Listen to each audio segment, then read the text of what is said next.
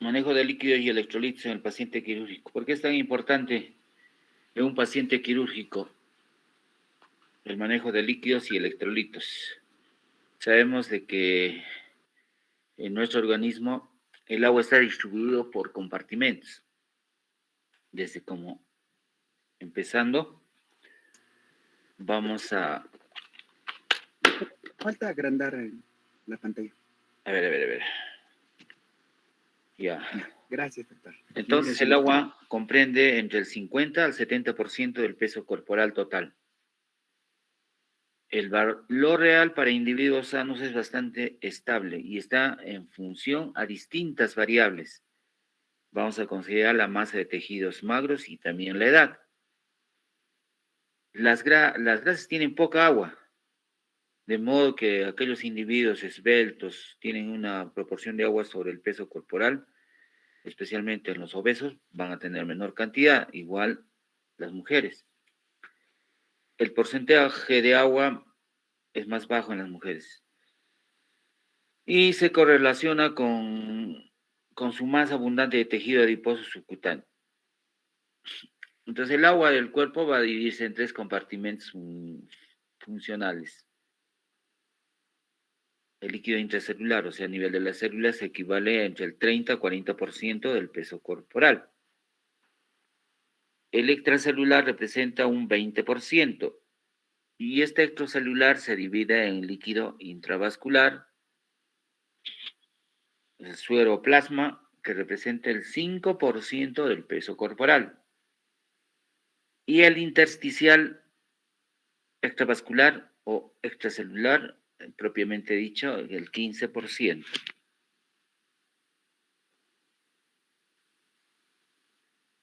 El líquido intracelular equivale entre el 30 y 40% del peso corporal total. Esta comparación química del líquido intracelular nos muestra que el potasio y el magnesio son los cationes principales y los fosfatos y las proteínas son los aniones principales.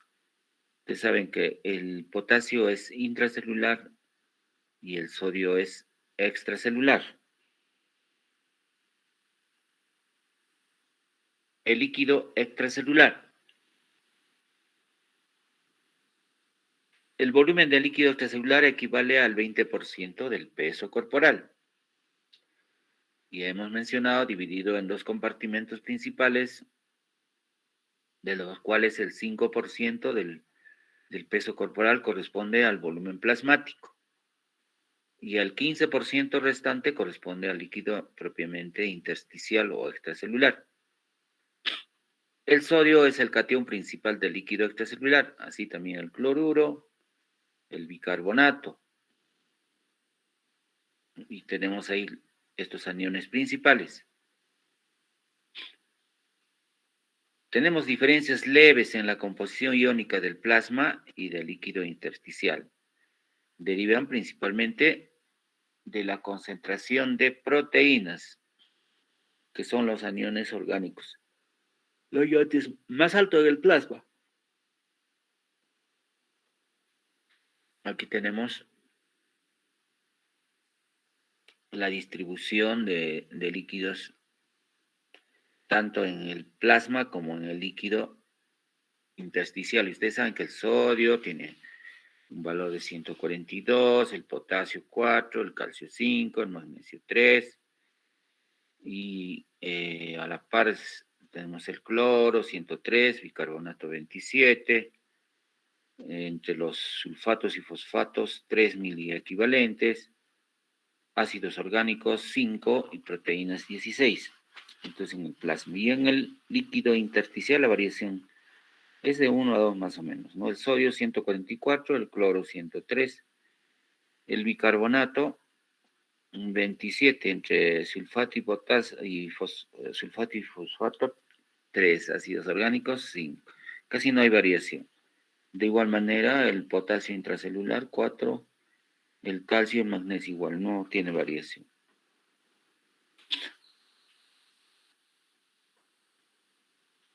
Presión osmótica. La presión osmótica fisiológica y química de los electrolitos va a depender del número de partículas por unidad de volumen, esto expresados en moles o milimoles por litro.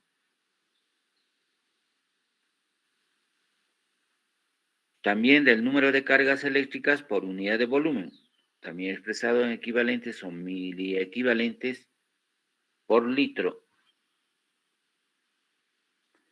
Número de partículas osmóticamente activas o iones por unidad de volumen, también expresado en osmoles o miliosmoles por litro.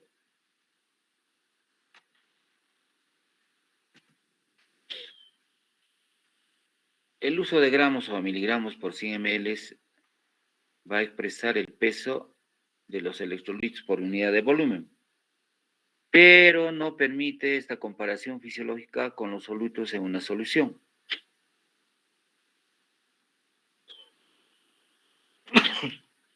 Pero un mol de una sustancia viene a representar el peso molecular de la misma, ya sea en gramos o en milimoles.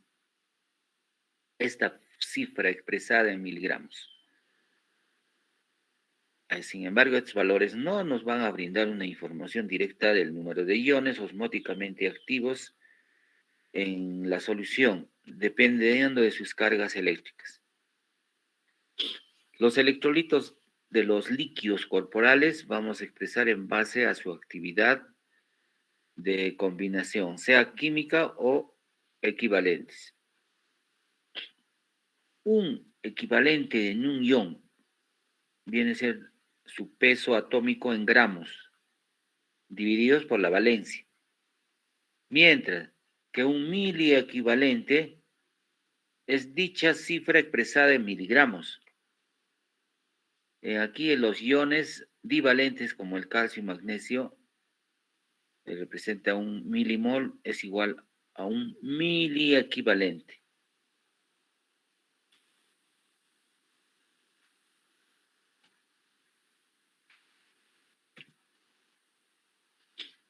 Cuando vamos a considerar la presión osmótica de una solución, es más descriptivo emplear osmoles o miliosmoles.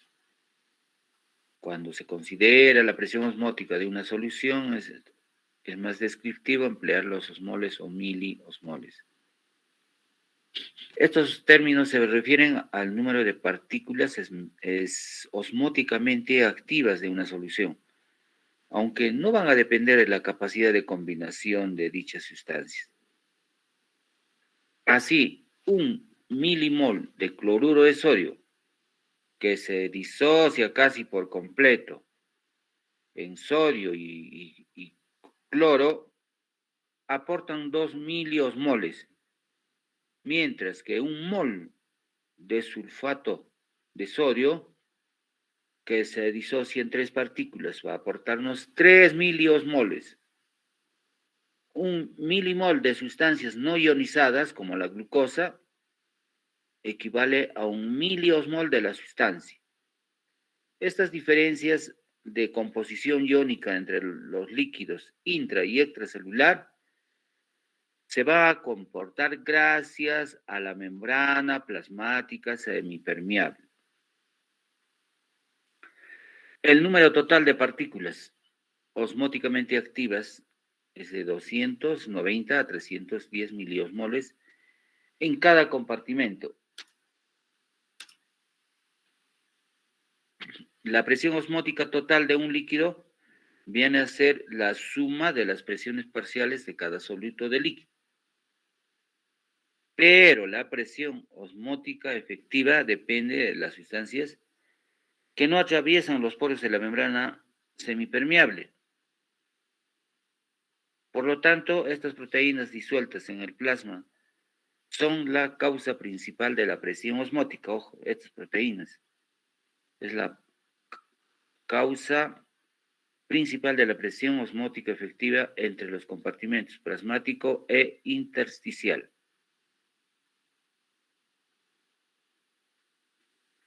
Es frecuente que esto se denomine presión oncótica coloidal.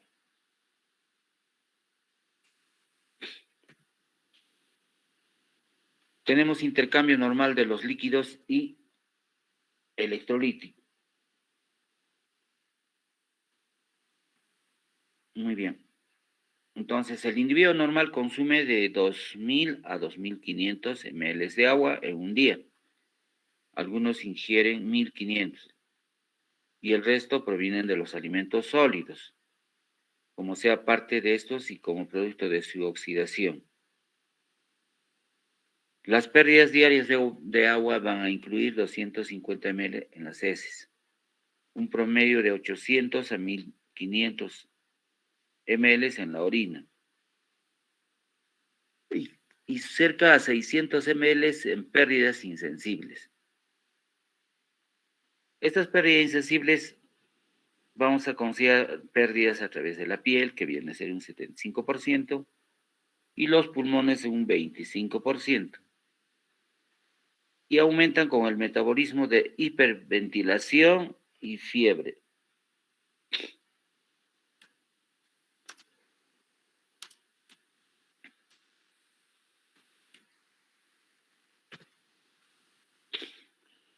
Entonces tenemos ganancias y pérdidas de sal.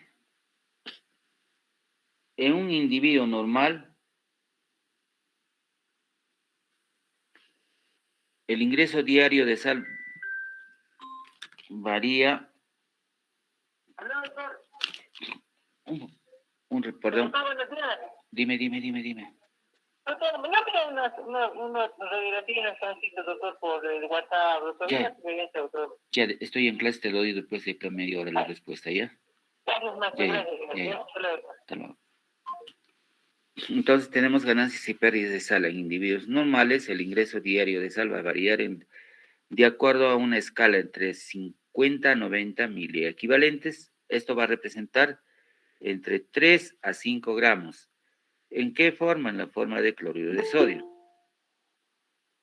El equilibrio se conserva principalmente por acción de los riñones, que excreta el exceso de sal. El sudor es una pérdida de líquido hipotónico con concentración promedio de sodio de 15 miliequivalentes por litro. Las pérdidas internas de líquido extracelular, considerado en un espacio no funcional como el secuestro de líquido isotónico, en una quemadura, peritonitis, ascitis, traumatismos musculares, edemas, se denomina un cambio de distribución. Esta transferencia o pérdida funcional interna de líquido extracelular puede ser de tipo extracelular, por ejemplo, una peritonitis, intracelular, un shock hemorrágico, o mixta, como en las quemaduras graves.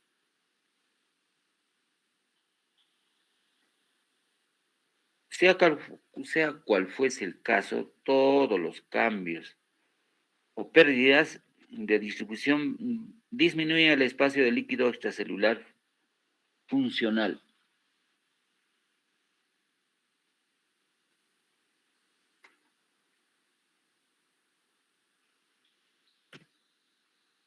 Entonces vamos a tener cambios de volumen.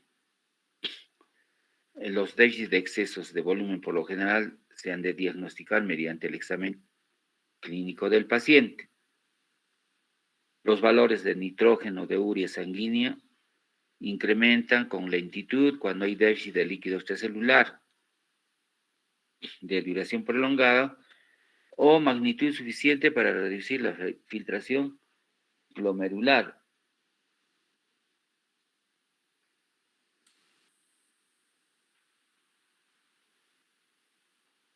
Muy bien, entonces hablamos sobre déficit de volumen.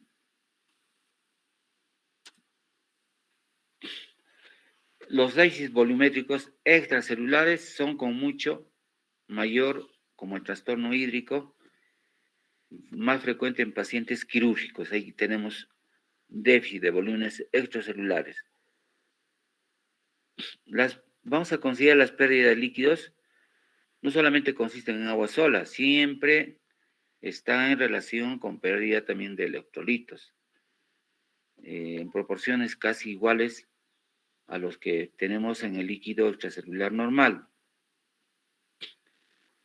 Los trastornos que más frecuentemente van a determinar déficit volumétrico extracelular abarcan las pérdidas de líquido gastrointestinal, ya sea por vómitos o también puede ser por diarrea, por aspiración a una zona nasogástrica y drenaje de fístulas. Otras causas habituales vienen a ser el secuestro de líquido en las lesiones o infecciones de tejidos blandos. Tenemos inflamaciones, hay inflamaciones retroperitoneales e intraabdominales, peritonitis, oclusión intestinal, hay una obstrucción y se crea tercer espacio y acumulación de líquido. En las quemaduras,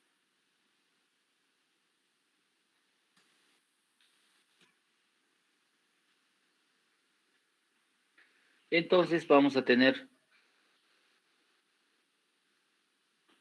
signos y síntomas del déficit volumétrico extracelular. Vamos a tener signos nerviosos centrales intestinales cardiovasculares a nivel celular y metabólico. Signos nerviosos centrales. El paciente presentará somnolencia, apatía, sus respuestas son lentas, anorexia, interrupción de sus actividades normales. El paciente siempre es activo y está apático. Esto es cuando es moderado, y si es grave, y hay compromiso a nivel de los reflejos, hiporreflexia tendinosa. Va a tener anestesia distal en las extremidades, parestesias, estupor, coma.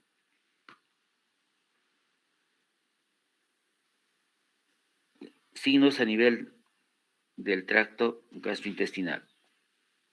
Disminución, cuando es moderado, disminución progresiva del ingreso a alimentos. Grave, náuseas y vómitos, no consienten nada, rechazo de los alimentos. Tenemos un hilio silencioso y el abdomen se comienza a distender. Cardiovasculares. Hipotensión ortostática, taquicardia, venoconstricción, pulso muy débil. Y grave, hay cambio de coloración a nivel de la piel, lividez, hipotensión, ruidos cardíacos lejanos o apagados, las extremidades frías y dolorosas, ausencia de pulsos periféricos. A nivel de los tejidos, vamos a tener reblandecimiento y contracción de la lengua, disminución de la turgencia de la piel. Y si es grave, vamos a tener atonía muscular, los ojos hundidos, como es típico en los niños, deshidratados por diarrea o vómitos. Y signos o tipo de signos metabólicos: moderado, hipotermia leve; grave, hipotermia intensa.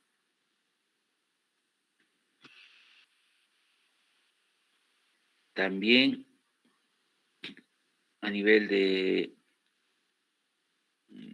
sangre arterial, hiponatremia, cuando es moderado, y si es grave, hipernatremia. Pero cuando estamos frente a trastornos hidroelectrolíticos, en problemas de sistema nervioso central, si es moderado, tendrá calambres musculares, hiporreflexia, los reflejos tendinosos están disminuidos, hipotensión intracraneal, hay una fase de compensación. Ya en el caso grave, convulsiones arreflexia, hipertensión intracraneal, pero siente si está consciente o no está consciente. Si está consciente, cefalea y vómitos. Hipernatremia, moderado y grave. Hipernatremia y inquietudes. Son niños o pacientes muy inquietos. No tienen fuerzas, debilidad. Grave ya empieza acá.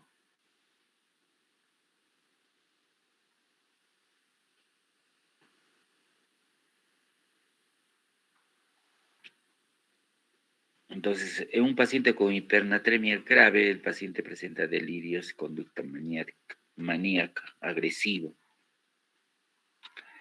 Cardiovasculares, moderado y grave. Cuando es moderado, cambios de la presión sanguínea, el pulso secundario, hipertensión intracraniana. Grave y hay taquicardia y hipotensión. Hísticos, cialorrea, bastante salivación.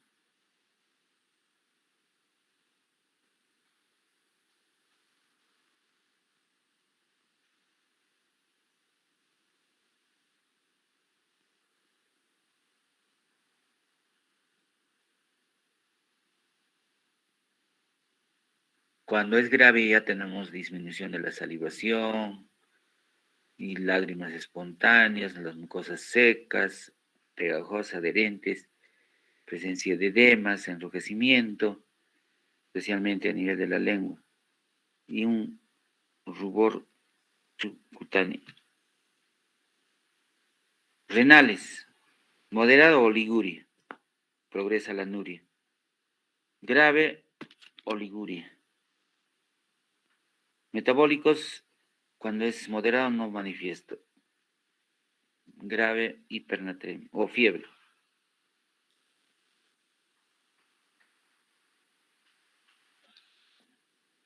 Anormalidades mixtas de volumen y concentración en ocasiones van a presentar personas con riñones normales. Tenemos un déficit volumétrico significativo en aquellos que el paciente esté cursando con insuficiencia renal funcional. A medida que va progresando el déficit volumétrico, el índice de filtración glomerular cae en forma precipitada y se pierden las funciones renales para la conservación de la homeostasis de los líquidos. Esto puede ocurrir con déficit volumétrico leve en ancianos con una disfunción renal subclínica. Aquí el nitrógeno, como la urea sanguínea, suelen aumentar a más de 100 miligramos por 100 ml.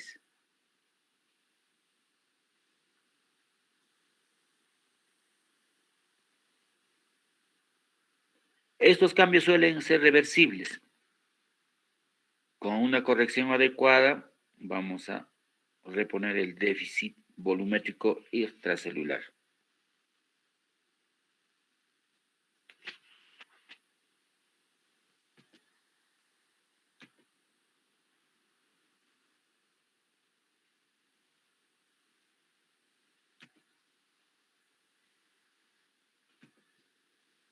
Vamos a compartirle un video.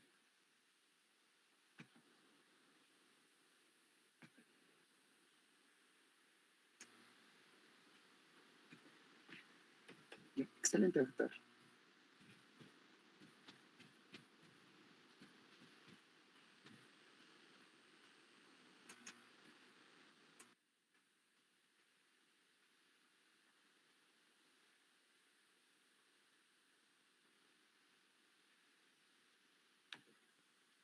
¿Sabes cómo se siente? Has estado estudiando mucho, pero es tu compañero de clase quien sigue obteniendo las mejores calificaciones. Doctor, aún no proyectó la pantalla. Yo, ahorita.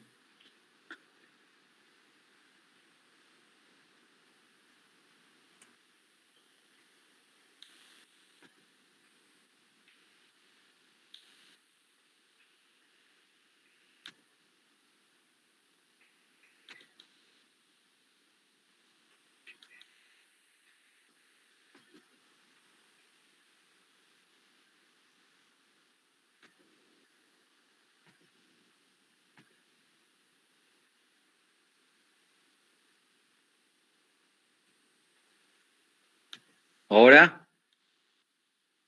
Sí, Excelente, doctor.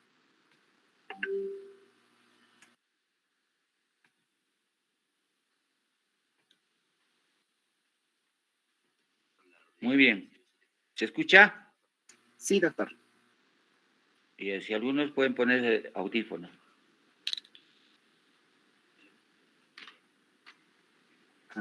El audio, doctor, no. Supongo que sí va a iniciar. Pónganse audífono.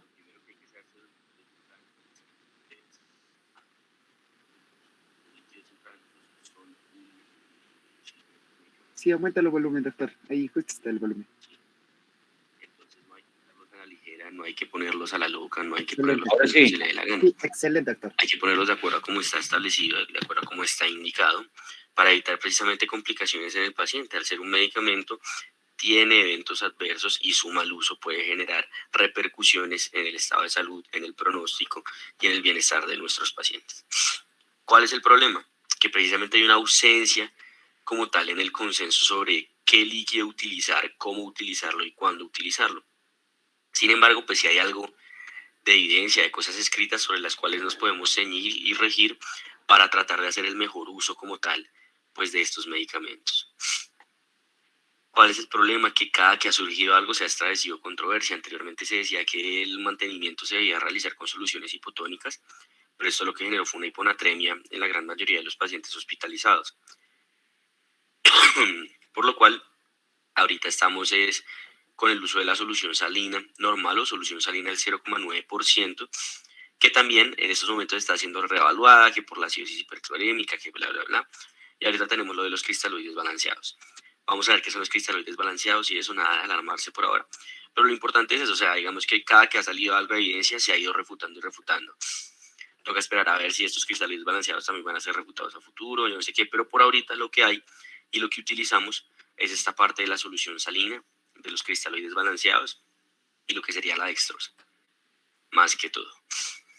Entonces, ¿por qué es importante los líquidos? Pues sabemos que fisiológicamente el espacio intravascular se supone que se debe de acuerdo al modelo de Starling o a las fuerzas de Starling, en las cuales teníamos unas presiones hidrostáticas y unas presiones oncóticas, que esas presiones hidrostáticas o presiones osmóticas se veían como tal a la presión que generaba el líquido o el agua,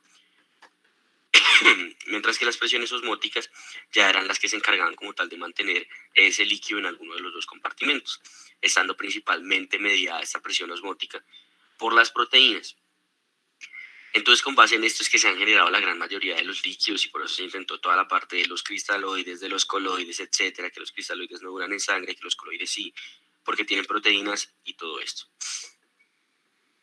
¿Qué es lo que pasa? Actualmente se han dado cuenta que realmente no es solo la parte de la presión osmótica y la presión oncótica la que regula como tal el contenido del espacio intravascular, sino que el glicocálix, que son esa gran cantidad de proteinoglicanos, azúcares, etcétera, que están presentes en el endotelio vascular, cumplen un papel muy importante en la regulación del contenido líquido intravascular.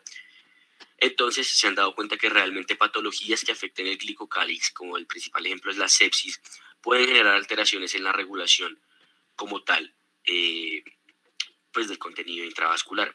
Entonces que no solo debemos pensar en la presión osmótica, presión oncótica, sino también pensar que realmente la integridad del glicocálix del endotelio vascular juega un papel y es un papel realmente importante a la hora de la fisiología o de entender cómo se va a comportar ese líquido. Obviamente faltan más estudios para decir, no, claro, el glicocálix afecta así y así, pero digamos que esto es lo que está surgiendo y es en lo que uno se tiene que ceñir. Entonces, ¿cómo se clasifican los líquidos intravenosos que tenemos para el uso clínico? Tenemos los cristaloides, que los cristaloides van a ser aquellos que generan una difusión libre del espacio intravascular al intersticio, y es la razón por la cual, como dijimos, al agregarse no van a durar casi en el sistema intravascular. Se dice que más o menos solo el 30% va a quedarse en el sistema intravascular, mientras que el 70% va a pasar al espacio extravascular, sea al espacio intracelular, sea al espacio intersticial, etc. Dentro de estos tenemos la solución salina, dextrosa y los cristaloides balanceados. Los coloides, por su parte, van a ser aquellos que no van a difundir libremente del espacio intravascular al intersticio, dado porque, como dijimos, tienen principalmente proteínas o partículas osmótica o oncóticamente activas. Lo que eso genera es que más o menos, a diferencia de los cristaloides, el 70% de los líquidos coloides administrados queden dentro del espacio intravascular. Aquí tenemos la albúmina y los coloides sintéticos. Entonces vamos a empezar con la parte de los cristaloides. La solución salina existe en varias concentraciones y dependiendo de estas que la vamos a clasificar en hipotónica, isotónica o normal e hipertónica. La isotónica o normal va a ser la de 0,9%, la hipotónica va a ser 0,45% y la hipertónica va a ser 1,5 y 3%. Va a ser el cristaloide más utilizado como tal en la resucitación, o es actualmente el cristaloide que más se utiliza en resucitación hídrica. El problema es que tiene un sodio similar al suelo, pero el problema es que el cloro tiene una concentración suprafisiológica. Entonces, estas concentraciones suprafisiológicas de cloro son las que creen que pueden desarrollar una acidosis hiperclorémica y en algunos casos una lesión renal aguda. Si recuerdan o si no lo saben, pues pueden ir al video de gases arteriales en la parte de fisiopatología de los trastornos ácido-base. Veíamos que el cloro tiene una gran influencia como tal en el estado ácido-base. Ya habíamos dicho que mayor cloro hay un mayor riesgo de acidez. Por otro lado, cuando se utiliza una sobreresucitación hídrica con parte de la solución salina, también se cree, según el método Stewart, que hay una dilución como tal de todos los aniones, de todas las partículas cargadas y particularmente del bicarbonato, por lo cual también se produce esta acidosis hiperclorémica. Entonces ese sería como su problema y la razón por la cual ahorita hay cierto recelo y todo el mundo está tratando de pasarse a los cristaloides balanceados. La dextrosa. La dextrosa existe en varias presentaciones, 5, 10, 50%, pudiendo estar diluida en agua destilada o en solución salina normal, dependiendo de cuál sea el propósito de su uso. Va a ser el cristaloide más utilizado como tal en líquidos de mantenimiento. Y por último, los cristaloides balanceados tenemos varios, Plasma Light, Lactato de Ringer, Isolite, etc. Que lo que logran es que tienen una concentración de sodio un poco infrafisiológica, pero disminuyen esa concentración suprafisiológica de cloro y se cree que por eso evitan el riesgo de la acidosis hiperclorémica. Sin embargo, su uso se ha visto asociado con otras complicaciones como el riesgo de hipercalemia, alcalosis, etc. Entonces realmente todos estos estudios están en su gran mayoría todos esos líquidos, están en su gran mayoría en estudios para determinar si son o no superiores a la solución salina, etc. Sin embargo, la evidencia parece apuntar hacia que los líquidos que nos van a servir y los líquidos que van a ser utilizados en resucitación principalmente van a ser los cristaloides balanceados. Entonces pues, tengo que estar pendiente a eso. Los coloides, por su parte, tenemos la albúmina, que la albúmina puede estar al 4 o al 5% y va a tener utilidad principalmente en shock séptico refractario. Digamos que una vez es útil aclarar que realmente no existe ningún estudio que haya demostrado que como tal a la albúmina, a hacer resucitación o mantenimiento con albúmina, tenga un mejor desenlace en los pacientes, a diferencia de si se utilizan cristaloides en su resucitación o en su mantenimiento. Solo existe un único caso en el cual se sabe que los coloides tienen un papel protagónico y que se dan coloides de primera línea, que son los escenarios asociados con patología intracraniana, sobre todo trauma craneoencefálico y demás. La razón es porque se cree que la albúmina, al mantener el 70%, al quedarse el 70% dentro del líquido intravascular, al ser un coloide, logra ayudar a mantener una adecuada presión de perfusión cerebral. Pero de resto, realmente la albúmina no se ha visto ninguna superioridad o algo por el estilo relacionado con el uso de cristaloides. Y la albúmina es cara. Entonces, pues por eso se utilizan los cristaloides. Los coloides sintéticos, por su parte, son todo eso que hablan de los dextranes, las gelatinas, los starch en inglés que le dicen y todas esas cosas. ¿Cuál es el problema? Generan falla renal, aumentan el riesgo de uso de terapia de reemplazo renal, aumentan la mortalidad, aumentan de todo. Entonces el mensaje es, no los usen. Los coloides sintéticos realmente, en lo que yo he leído hasta ahora, no tienen ninguna patología donde sean de utilidad como tal. Entonces realmente lo que vamos a utilizar va a ser solución salina, dextrosa, cristaloides balanceados y albúmina cuando se requiera utilizar coloides. Entonces, la cosa es que hay que conocer yo para qué le estoy dando líquidos a ese paciente y por eso se dice que hay varios tipos de terapia con los líquidos intravenosos. Está la terapia de resucitación, que es la que se va a utilizar básicamente en el paciente que esté choqueado, el paciente que esté hipovolémico, que tenga signos de hipoperfusión, etc. Ahí vamos a utilizar la modalidad de terapia de resucitación. Por otro lado, si tenemos un paciente que solo no se está alimentando o que ya está saliendo de la fase de resucitación, vamos a hablar de los líquidos de mantenimiento. Mientras que el objetivo de la resucitación va a ser lograr perfundir a ese paciente, el objetivo de los de mantenimiento más o menos se podría decir que es nutrir al paciente por la vena sin la necesidad de darle como tal, pues una dieta como tal parenteral. sino que, no sé, el paciente que va a estar nada oral 4, 5 días, que está en un ayuno antes de una cirugía, pues se le ponen líquidos de mantenimiento y con eso logra mantener como sus requerimientos basales para subsistir. Y por último está la parte de reposición de pérdidas activas, que va a ser principalmente de utilidad en niños que tienen las patologías de gastroenteritis y demás. Digamos que esto va a ser más bien raro en adultos, puede llegar a presentarse, pero va a ser más bien raro. Entonces, de reposición de pérdidas activas realmente no vamos a hablar de las primeras dos, resucitación y mantenimiento. Solo voy a hacer una pequeña como acotación sobre la parte de reposición de pérdidas activas, y es que estas se suelen realizar con solución salina o con lactato de Ringer. Se suele utilizar lactato de Ringer cuando el paciente vomita, porque cuando uno vomita, solución salina cuando uno vomita, pues cuando uno vomita cloro. Entonces, para pérdidas por vía gastrointestinal alta, por así decirlo, se hace reposición con solución salina que tiene el cloro. Mientras que para pérdidas por tracto gastrointestinal bajo, como sería una patología de diarrea o algo por el estilo, se prefiere hacer reposición con lactato de Ringer, en el cual hay un menor riesgo de esa acidosis hiperclorémica que mencionamos y no tiene concentraciones de cloro suprafisiológicas. Entonces vamos a empezar con la de resucitación. En la terapia de resucitación, pues como dijimos, va a ser terapia para un paciente con shock, pero hay una aclaración y es que usualmente el shock debe ser no cardiogénico. No quiere decir esto que el shock cardiogénico sea una contraindicación absoluta para el uso de líquidos en terapia de resucitación. El principal ejemplo es la falla cardíaca. Si uno se remite a la guía europea de falla cardíaca, cuando están hablando de un paciente que está como tal hipoperfundido por un shock cardiogénico, dicen que lo que uno puede intentar antes del uso como tal de los agentes vasoactivos o de los inotrópicos como tal, es hacer una prueba terapéutica de líquidos. Dicen que 15 a 30 cc de solución salina en un bolo y se puede ver si el paciente responde o no para ver si se le pueden administrar líquidos dentro de su manejo. Esto realmente no es una contraindicación absoluta, pero claramente hay que tener cuidado. Si yo tengo un paciente con un shock cardiogénico, muy probablemente ese corazón enfermo va a ser muy dependiente de precarga. Y si yo lo cargo y lo sobrecargo, pues ese corazón va a entrar en una falla aún peor y va a generar una falla diastólica aún peor. Entonces, por eso es mejor tener cuidado con los pacientes. En el resto de shocks, hipoperfusión por sepsis, por lo que sea, sí claramente vamos a estar pensando como tal, pues en la resucitación hídrica con líquidos intravenosos. Usualmente lo que se hace es medio litro a 1 litro de cristaloide en bolo, o sea, lo más rápido que se pueda, es el punto. Y en casos refractarios, usualmente cuando ya se han dado 3 dosis de cristaloides, uno empieza a pensar en el uso de los coloides. No porque el coloide le vaya a mejorar la mortalidad o algo por el estilo, sino porque el coloide evita que se encharque. Si ya le he dado 3 litros de cristaloide, pues si le pongo más cristaloide y el 70% de ese líquido está en mi espacio intersticial, va a desarrollar un edema pulmonar y un montón de cosas. Entonces, por eso hay que tener cuidado con eso. ¿El problema cuál es? Yo le puse mi primer bolo de líquidos y el paciente no respondió. Aquí es donde está el debate actualmente sobre cuál es el paso a seguir. ¿Cuál es el paso a seguir? ¿Realmente le sigo administrando líquidos a pesar del posible daño de sobrecarga hídrica?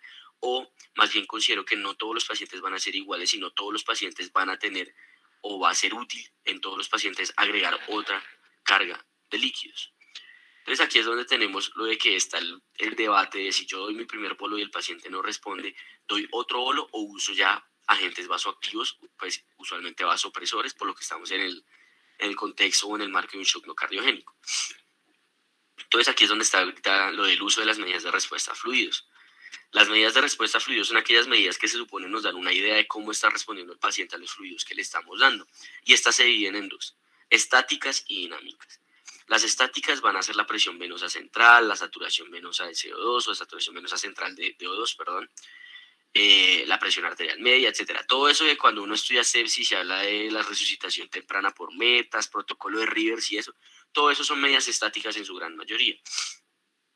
Por su parte, las medidas dinámicas van a ser aquellas que no son, como su nombre lo dice, una medida aislada, sino que yo realmente estoy valorando in vivo cómo varía el paciente de acuerdo a cambios que yo le haga, cómo varían los parámetros hemodinámicos de un paciente de acuerdo a cambios que yo haga. Medidas dinámicas hay muchas, pero las que están realmente avaladas para su uso en el manejo de pacientes con terapia de resucitación hídrica son las siguientes. La primera es que hay una variación en la presión de pulso mayor al 10%. ¿A qué se refiere con esto? Y esto usualmente aplica para pacientes ventilados. Cuando un paciente está ventilado, digamos que la ventilación al meter una presión positiva, lo que va a hacer como tal es colapsar los vasos sanguíneos, y cuando se da la expiración lo que hace es relajar los vasos sanguíneos.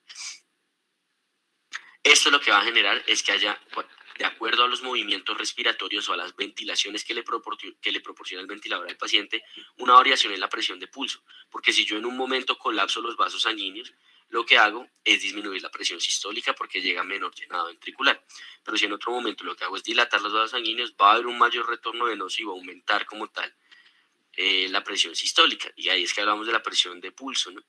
Sistólica sí, lo de sistólica menos diastólica. Entonces, estos cambios como tal en los parámetros ventilatorios, de acuerdo a la compresión y a la dilatación de la vasculatura, me van a generar cambios que repercuten dentro de la presión sistólica y diastólica de mi paciente. Entonces, por eso, si eso ocurre, quiere decir que el paciente todavía le caben líquidos. Por el contrario, yo siempre hago la hemotecnia con una bolsa de agua. Si yo tengo una bolsa de agua vacía y yo la puedo comprimir y volver a liberar, y volver a liberar, quiere decir que a esa agua le cabe líquido todavía. ¿Cuándo no le va a caber más líquido? Cuando, a pesar de que yo con mi mano apriete la bolsa de agua, ya esa bolsa no se comprime ni nada por el estilo, sino que mantiene su forma como está, pues quiere decir que esa bolsa ya, más líquido de ahí no le cabe, ya está sobrecargada. ¿Listo? Más o menos lo mismo ocurre en el paciente o con la vasculatura del paciente. Si esas venas se comprimen, quiere decir que eso todavía le caben líquidos. Y bajo ese mismo principio es que está el siguiente, que es la compresibilidad de la vena cava. Uno coge con un ecógrafo, mira la vena cava y la comprime con el ecógrafo desde afuera. Si esa vena cava se comprime, quiere decir que todavía le caben líquidos. Si esa vena cava no se comprime, quiere decir que el paciente ya está como en su tope de líquidos, y la verdad ponerle otro líquido sería más bien contraproducente. Y la última, como tal, es el aumento del gasto cardíaco. Sale un aumento del gasto cardíaco mayor al 13% en un paciente ventilado y un aumento del gasto cardíaco mayor a 11% con la elevación pasiva de los miembros inferiores. Digamos que teniendo en cuenta que estamos hablando de nosotros en pacientes en urgencias, no pacientes en UCI, donde van a hacer eso de ventilación y demás, las que más nos van a servir a nosotros va a ser la compresibilidad de la vena cava y el aumento del gasto cardíaco secundario de la elevación pasiva de los miembros inferiores. Entonces, esto más o menos es lo que propone el artículo del JAMA, en el cual se basan las medidas como tal dinámicas que hay ahorita avaladas.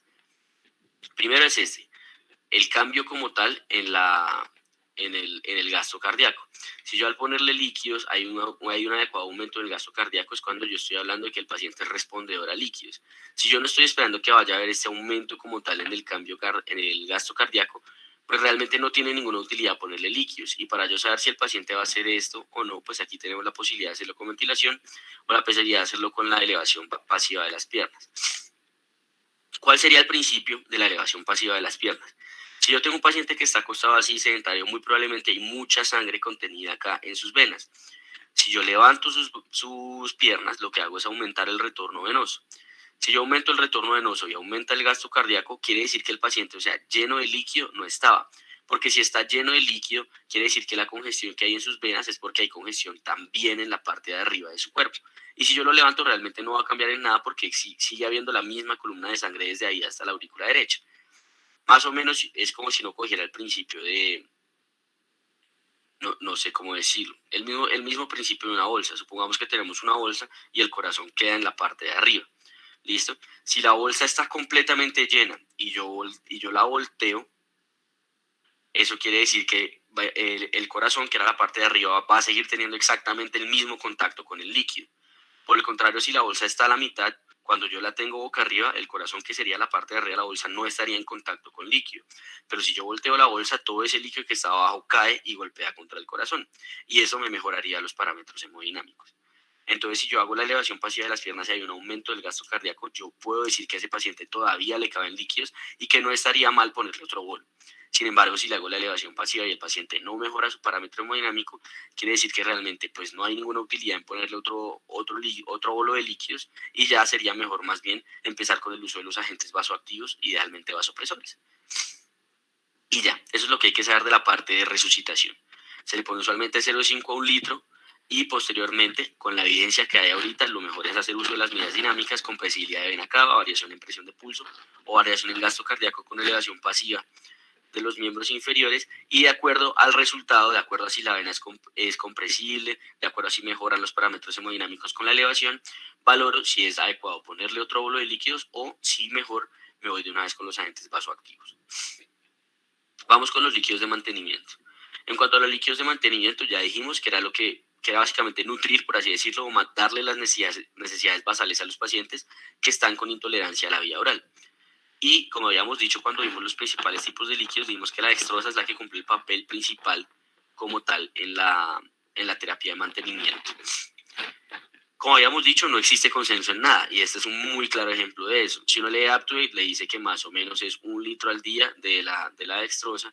New England le dice 100 a 120 cc hora, el NICE le dice a uno 24 a 30 cc kilo día, y uno usualmente en el hospital, pues por lo menos lo que es médica, infantil, que son los hospitales en los que yo he tenido la oportunidad de rotar, uno habla de 1 a 2 cc kilo hora, y ya, para el mantenimiento.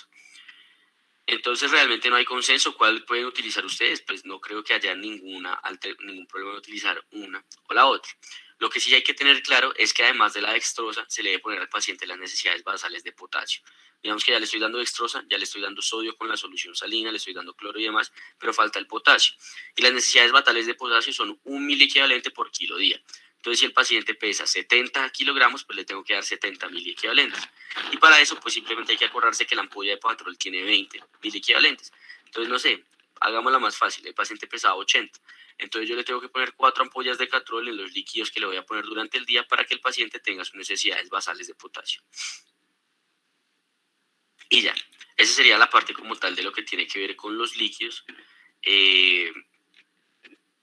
Entonces, pues espero haya quedado claro. Recordar que está la terapia hídrica, que tenemos cristaloides y que tenemos coloides, que los cristaloides van a ser principalmente solución salina, dextrosa y los nuevos cristaloides balanceados, mientras que en los coloides solo vamos a hacer uso de la albúmina porque los coloides sintéticos y eso no los vamos a utilizar.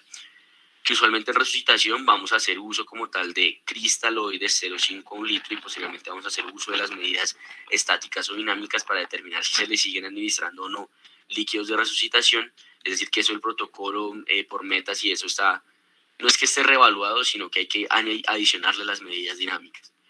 Y en cuanto al mantenimiento, recordar que no existe un consenso, que se pueden basar en cualquiera de esas, todas tienen evidencia, o utilizar la que uno usualmente usa en el hospital, que es un cc kilo hora, y que siempre hay que adicionarle las necesidades basales de potasio, y que se va a hacer con dextrosa al 5% en solución salina al 0,9%.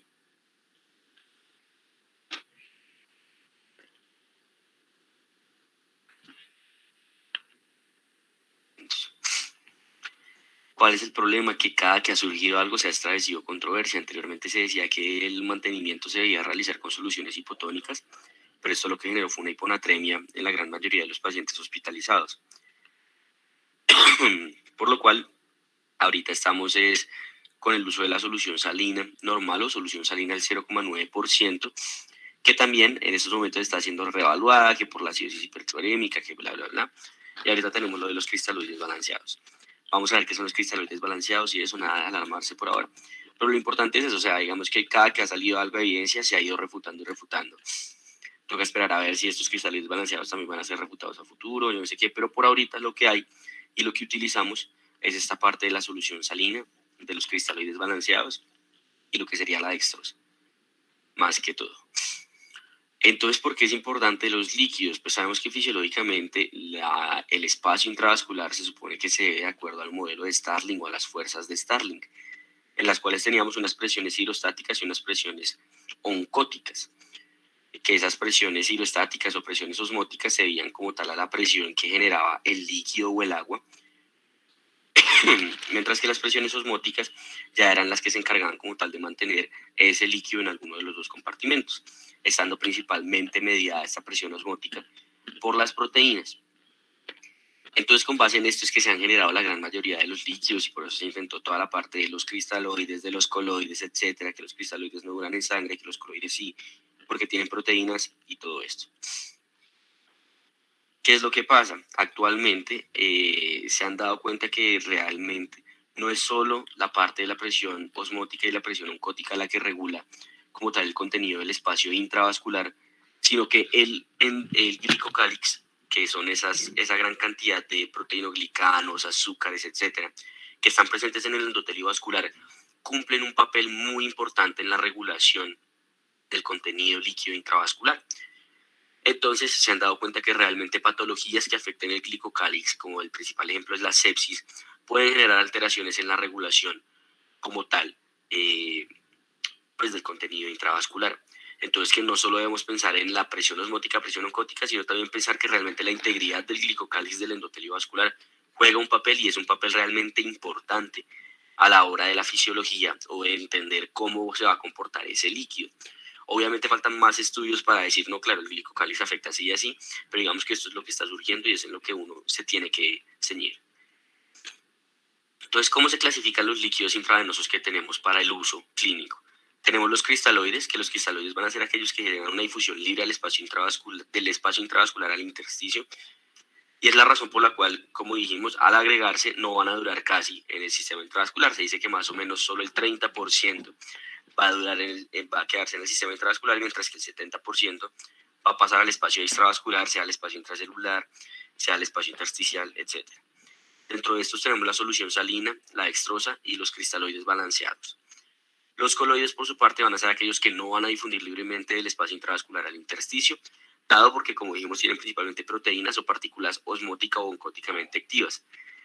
Lo que eso genera es que más o menos, a diferencia de los cristaloides, el 70% de los líquidos coloides administrados queden dentro del espacio intravascular. Aquí tenemos la albúmina y los coloides sintéticos. Entonces vamos a empezar con la parte de los cristaloides. La solución salina existe en varias concentraciones y dependiendo de estas que la vamos a clasificar en hipotónica, isotónica o normal e hipertónica.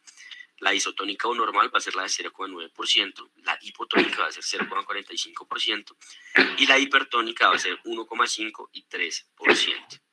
Va a ser el cristaloide más utilizado como tal en la resucitación, o es actualmente el cristaloide que más se utiliza en resucitación hídrica.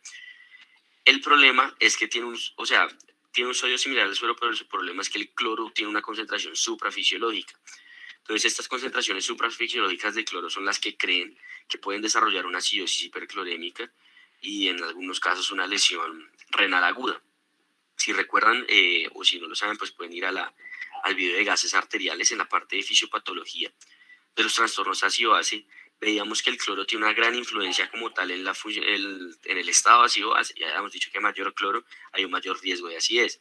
Por otro lado, cuando se utiliza una sobreresucitación hídrica con parte de la solución salina, también se cree, según el método de Stewart, que hay una dilución como tal de todos los aniones, de todas las partículas cargadas y particularmente del bicarbonato, por lo cual también se produce esta acidosis hiperclorémica. Entonces ese sería como su problema y la razón por la cual ahorita hay cierto recelo y todo el mundo está tratando de pasarse a los cristaloides balanceados. La dextrosa. La dextrosa existe en varias presentaciones, 5, 10, 50%, pudiendo estar diluida en agua destilada o en solución salina normal, dependiendo de cuál sea el propósito de su uso. Va a ser el cristaloide más utilizado como tal en líquidos de mantenimiento. Y por último, los cristaloides balanceados tenemos varios, Plasma Light, lactato de Ringer, Isolight, etc.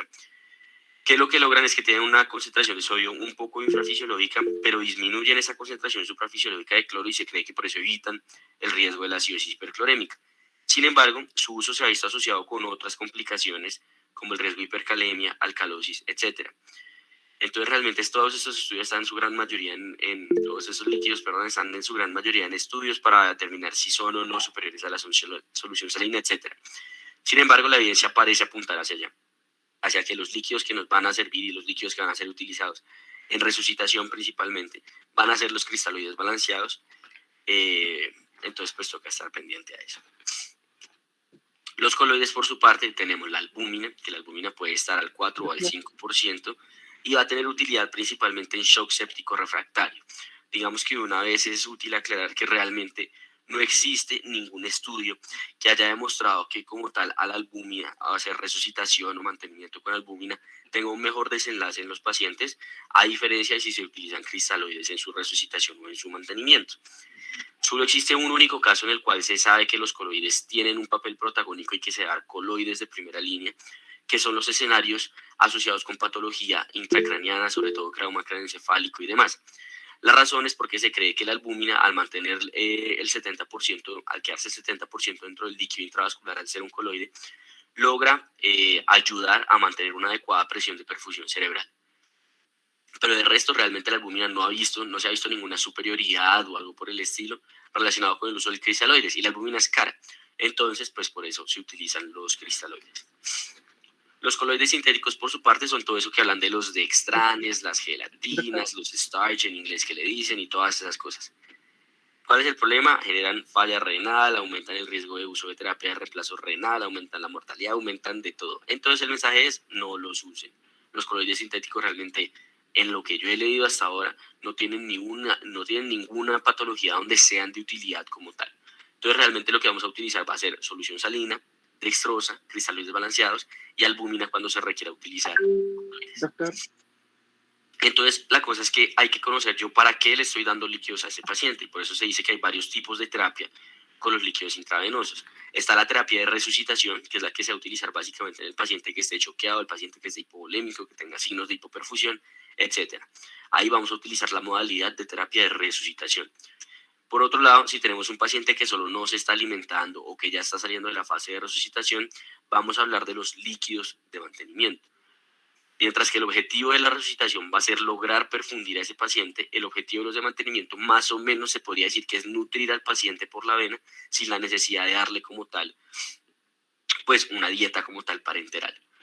Sino que, no sé, el paciente que va a estar navia oral 4, 5 días, que está en un ayuno antes de una cirugía, pues se le ponen líquidos de mantenimiento y con eso logra mantener como sus requerimientos basales para subsistir.